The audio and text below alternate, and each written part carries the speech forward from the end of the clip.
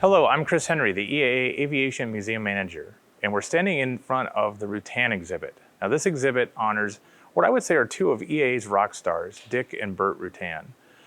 At a time in the 1970s where people were flying airplanes that were easily designed in the 30s and even 40s, the Rutans were designing new aircraft built for efficiency, speed, and range. The Voyager was the first airplane to fly around the world unrefueled. Many of you might remember that in the 1980s. Dick Rutan and Gina Yeager did that journey in the aircraft in very cramped quarters. One would have to lay down, try to get some sleep, partially in the back, but also their feet were sort of right up behind the pilot.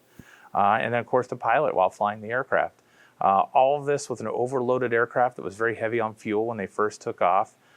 So as you can see, close quarters, there wasn't a lot of space for eating, relaxing, using the restroom even. Very, very tight, almost very similar to what you would have seen in that Gemini capsule as far as how close the quarters are with each other. So we are standing in front of the prototype Ver Vegan. This is an aircraft that Bert Rutan actually designed while he was still a college student. Built the aircraft, he started designing it in 1963 actually. Built the aircraft in his garage and did a lot of testing on the aircraft. Flew about 75 hours, and by the time he landed here in Oshkosh with this prototype in 1972, he had almost 80 hours on the airframe. He used it as his personal aircraft for many years. Enjoyed the airplane, had a nice roomy cockpit, but also had the performance that he was looking for.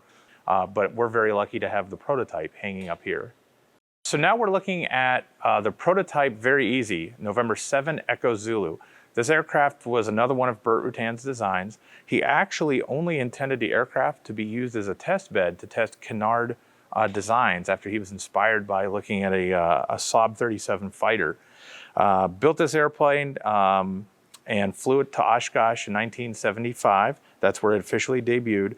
While at Oshkosh, it actually set a world closed course distance record of 1,638 miles, flying for 13 hours, 8 minutes, and 45 seconds on only 40 gallons of fuel.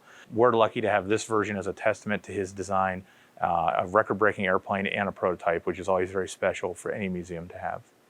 The culmination of the Rutan's designs would be that in the form of Spaceship I.